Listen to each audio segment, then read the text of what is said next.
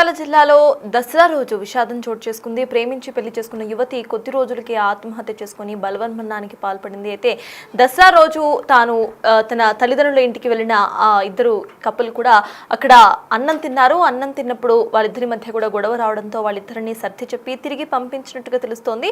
అనంతరం కూడా ఆ అమ్మాయి పొద్దున లేచేసరికి ఉరివేసుకొని కనిపించింది. అయితే వీళ్ళిద్దరూ గంగోత్రి ఒక అబ్బాయిని ప్రేమించిన అనంతరం కూడా అక్కడ తన పేరెంట్స్ ఇప్పటికే పెళ్లికి అంగీకరించారు. కొన్నేళ్ల క్రితం నుంచి గంగోత్రి సంతోష్లు ఇద్దరు కూడా ప్రేమలో ఉన్నారు. ఆ తర్వాత వీరి పెళ్లికి ఇరువురి పేరెంట్స్ కూడా ఒప్పుకున్నారు. అనంతరం సెప్టెంబర్ 26న గంగోత్రి సంతోష్ల వివాహం కూడా ఘనంగా చేశారు పేరెంట్స్ ఇద్దరు కలిసి. దసరా రోజు భార్య భర్తలు ఇద్దరు కూడా తన తల్లి ఇంటికి వెళ్లారు. అయితే అక్కడ తింటున్న సమయంలో భోజనం చేస్తుండగా భార్యాభర్తలు ఇద్దరి మధ్య కూడా ఒక ఘర్షణ చోటు చేసుకున్నట్టుగా తెలుస్తోంది. ఇద్దరికి సర్ది చెప్పిన గంగోత్రి తల్లిదండ్రులు అనంతరం తనని ఇంటికి పంపించారు. అయితే ఇంటికి పంపించిన తరువాత ఉదయం లేచేసరికి ఉరివేసుకుని కనిపించింది తన భార్య గంగోత్రి. దీంతో సంతోష్ హడిలిపోయాడు. అయితే ఇప్పటికే శోకసంద్రంలో మునిగిపోయారు ఇరు కుటుంబ సభ్యులు కూడా. పోలీసులు ఇప్పటికే విచారణను ప్రారంభించారు. ఘటనపై దర్యాప్తును కూడా షురూ చేశారు పోలీసులు. పెళ్లైన వారం రోజులకే గంగోత్రి సూసైడ్ చేసుకోవడం ఇప్పుడు చర్చనీయాంశంగా మారింది. దసరా పండుగ పూటనే ఈ విషాదం చోటు చేసుకుంది. దసరాకి ఇటు భార్యాభర్తలు ఇద్దరూ కూడా కలిసి పుట్టింటికి వెళ్లిన గంగోత్రి అక్కడ భోజనం చేస్తున్న సమయంలో గొడవ జరిగిన అనంతరం కూడా తన పేరెంట్స్ సర్ది చెప్పి తిరిగి పంపించడం, పొద్దున లేచేసరికి ఉరివేసుకుని కనిపించడంతో హడలిపోయాడు భర్త సంతోష్. ఇప్పటికే దర్యాప్తు కొనసాగిస్తున్నారు పోలీసులు. దీనికి సంబంధించిన అప్డేట్స్ మా ప్రతినిధి శ్రీనివాస్ అందిస్తారు. శ్రీనివాస్, చెప్పండి, ప్రెసెంట్ ఈ కేసుకు సంబంధించిన అప్డేట్స్ ఏంటి అండ్ అమ్మాయి వాళ్ళ తల్లిదండ్రులు ఏమంటున్నారు? అసలు గంగోత్రి ఎందుకు ఆత్మహత్య చేసుకోవాల్సింది అనేటువంటి కోణంలో అయితే పోలీసులు ప్రస్తుతం ఎంక్వైరీ చేస్తున్నారు. వాళ్ళిద్దరూ దాదాపుగా ప్రేమించుకున్నారు. ఒకటే గ్రామానికి చెందినటువంటి వారు కావడంతో ఒకరికొకరు ఇష్టపడ్డారు. వారి ఇద్దరు మనసులు కూడా కలిశాయి.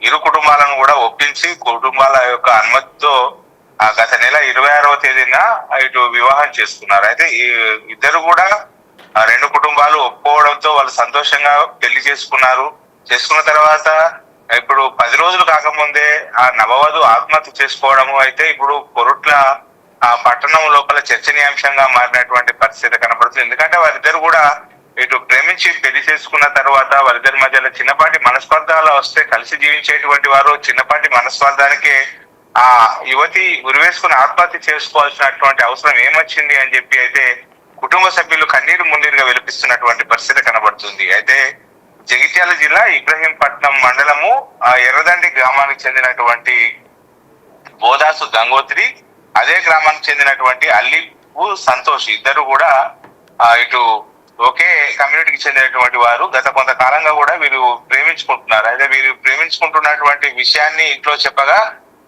ఇరు కుటుంబాలు కూడా అంగీకరించుకోవడంతో గత నెల 26వ తేదీన అందరు కుటుంబ సభ్యుల సమక్షం లోపలనే వివాహం చేసుకున్నారు. అయితే 26వ తేదీన పెళ్లి చేసుకున్న తర్వాత ఇటు మొట్టమొదటి దసరా పండుగ కావడంతో దసరా పండుగ సందర్భంగా గంగోత్రి ఇంటికి దంపతులు కూడా రావడం కూడా జరిగింది. గంగోత్రి ఇంటికి వచ్చిన తర్వాత భార్యాభర్తలు ఎంతో అన్యోన్యంగా ఉన్నారు. ఆ రోజు అత్తవారింట్లోనే ఇటు భోజనం చేసేటువంటి సమయం లోపల చిన్నపాటి వాళ్ళిద్దరి మధ్యలో చిన్నగా మనస్పర్ధలకు సంబంధించి గొడవ జరిగినట్టుగా తెలుస్తుంది.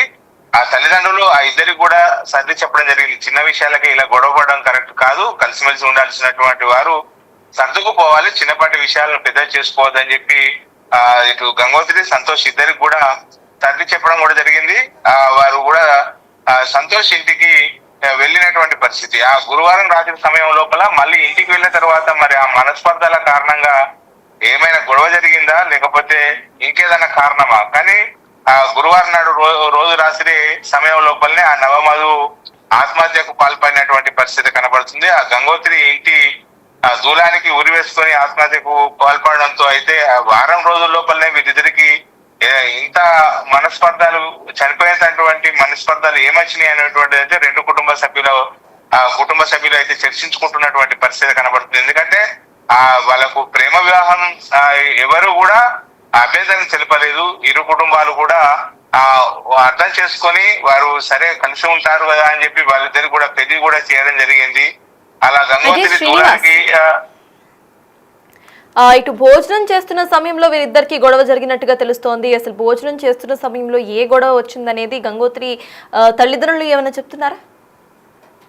దసరా పండుగ సందర్భంగా ఇటు గంగోత్రి ఇంటి వద్దనే భార్యాభర్తలు ఇద్దరు చిన్న భోజనం చేసేటువంటి సమయం లోపలనే చిన్నపాటి మనస్పర్ధల కారణంగానే ఒకరు మాటలు ఒకరు అనుకోవడం వల్ల దాని లోపల సీరియస్నెస్ పెరిగినట్టుగా అయితే తెలుస్తుంది. దాని వల్లనే ఇటు మనస్పర్ధలు రావడం కూడా జరిగింది. భార్యాభర్తల మధ్యలో ఈ భోజనం చేసేటువంటి సమయం లోపల గొడవ రావడానికి ఇంకా వేరే ఏమన్నా ఉన్నాయా అనేటువంటి కోణం లోపల అయితే పోలీసులు దర్యాప్తు చేస్తున్నారు. ఆ గొడవలు జరిగేటువంటి ఆ సమయం లోపల గతం లోపల వీళ్ళిద్దరు అంటే ప్రేమ సమయం లోపల ఏమన్నా విషయాలు ఆ రోజు చర్చకు వచ్చినాయా అనేటువంటి కోణం లోపల అయితే పోలీసులు ఎంక్వైరీ చేస్తున్నటువంటి పరిస్థితి కనబడుతుంది.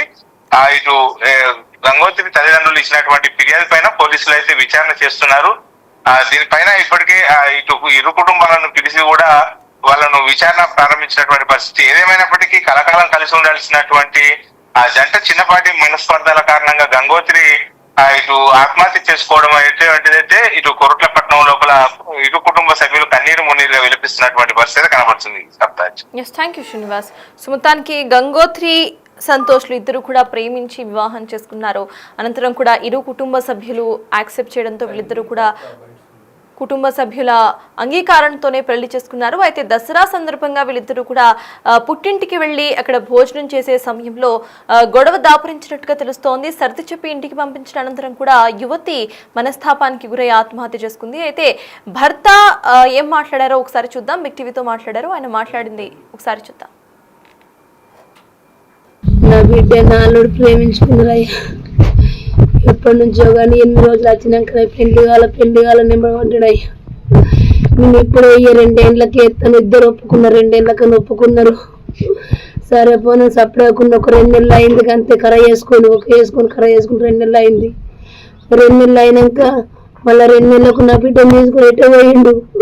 పోతే నా బిడ్డను రప్పించుకొని పెళ్లి చేసి వారం రోజులకు నేను నా బిడ్డ చచ్చిపోయింది సారు. వారంక చచ్చిపోయిన నా బిడ్డ నేను టార్చర్ పెట్టిండు. నాకు తెలుసు సారు.